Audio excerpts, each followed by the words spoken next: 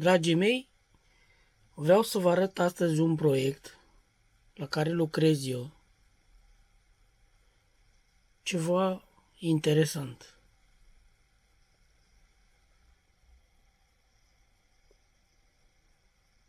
Ce avem noi aici? Avem un PSR A5000 pe care l-am tăiat. Vedeți? Uitați.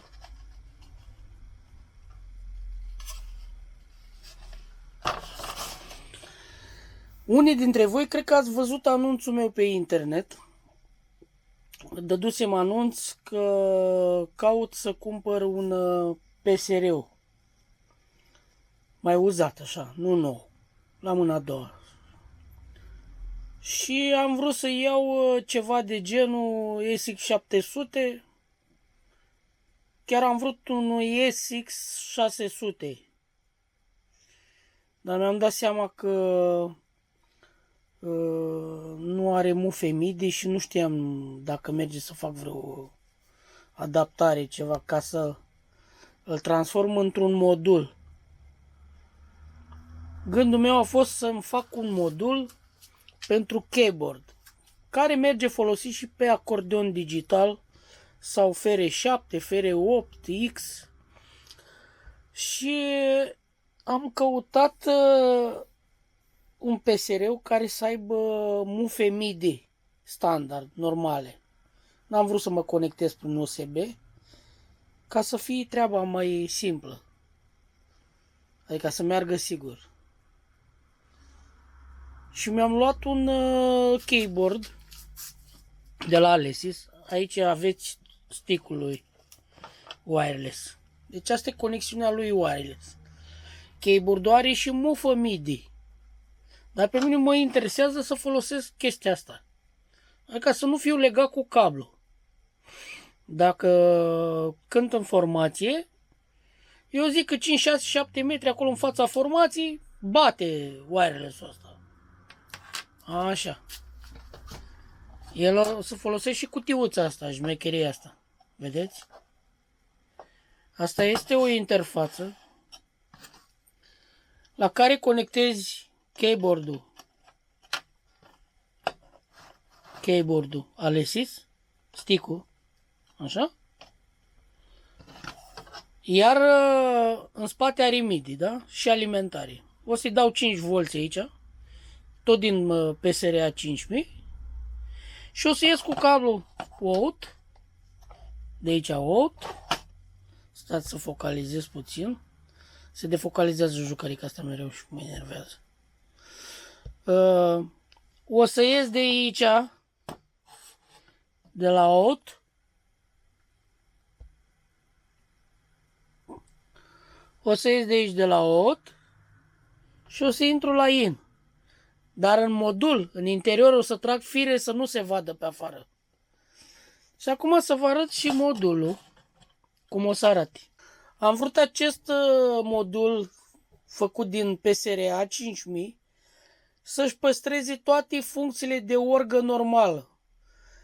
În caz că am nevoie de o orgă de rezervă, îl conectez la orice claviatură MIDI și atunci se transformă în orgă normal. De aceea el a ieșit puțin mai mare modulul. Deci o să iasă mai mare din cauza că am păstrat toate funcțiile, toate butoanele, inclusiv benderul și scala arabică. Și acum să vă arăt modulul. Ia uitați. Aici este panoul cu butoane, dar l-am protejat cu hârtie ca să nu îl stric. Deci așa o să arate modulul.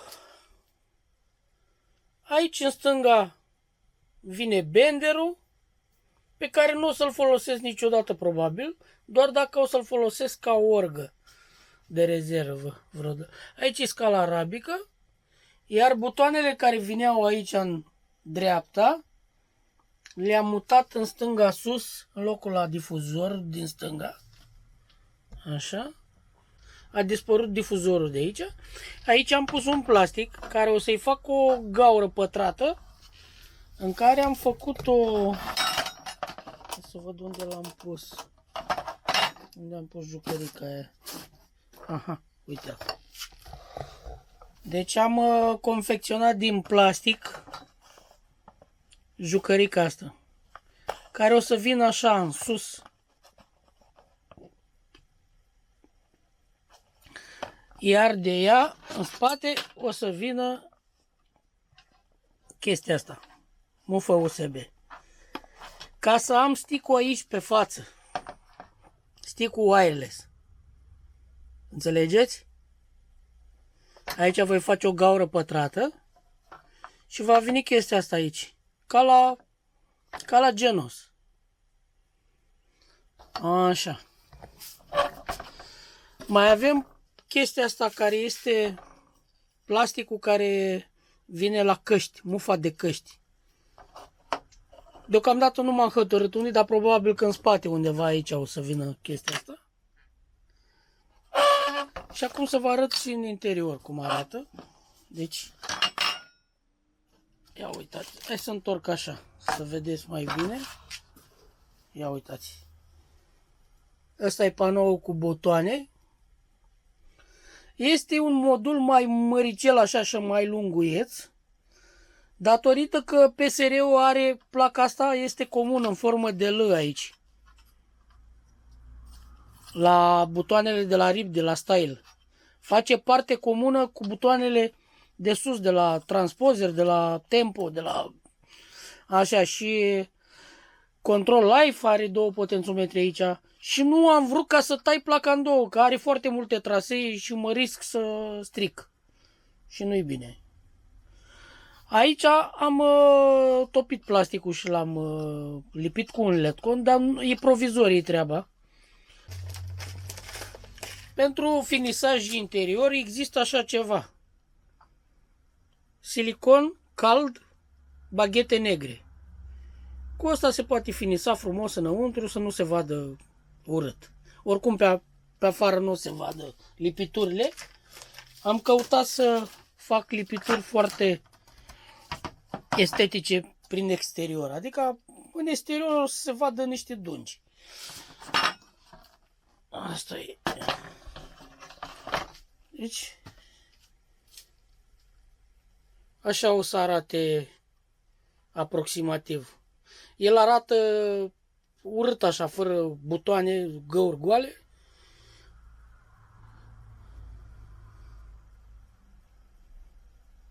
Așa. Asta e. Chestia asta va fi demontată, interfața asta, și vă scoate doar plăcuța dinăuntru. Nu o să pun toată cutia în interior. Cântărește și asta vreo 200 de grame. Ideea e să iasă cât mai ușor modulul. Înțelegeți? Iar stick-ul de la cu wireless de la keyboard-ul Vortex va veni frumos aici. Înțelegeți?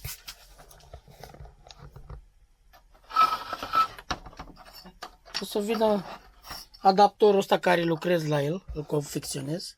Nu este gata. Așa. Stick-ul o să intre aici frumos. Așa. Iar în interior este mufa de la USB. Mufa de la USB asta va fi conectată în locul la mufa de aici, pe cablaj. Iar de aici vor fi înlăturate aceste două mufe de tot, de pe cablaj, de la care va pleca un cablu ecranat cu 3 fire până la placa de bază a lui PSRA 5000. Acum unii o să vă întrebați, bă, ești nebun, ai tăiat orga bună, nu știu ce, vai, faci experimente, nu e sănătos la cap. Treaba stă în felul următor. Modulul ăsta are 1 giga de sampler. Suficient să vă încape vreo 700-800 de samplere, dar atenție, cu lupuri. Nu cum e la Juzi care nu are lup și se trage samplerul câte 10 secunde ca să ai continuitate. Aici ai sampler în 24 de biți pe A5000, care nu se compară cu Juzi, plus că e stereo. Nu mai spun că are din fabrică peste 1500 de tonuri foarte frumoase de fabrică. Fiind oriental, are foarte multe tonuri orientale super ok, cum ar fi duduca, clarinete orientale, saxofoane și alte chestii, fluiericiuri, gaidă, tot ce cântăm noi pe aici, prin zona noastră, este excelent ca tonuri. Plus că are și ritmuri. Se potrivește setul meu perfect de la Genos la A5000, pe care o să-l încarc și o să setez keyboard-ul Alesis. Ăștia de la Alesis au făcut keyboard-ul ăsta care nu costă decât 11 milioane. Adică e o nimica, dacă stai să te gândești.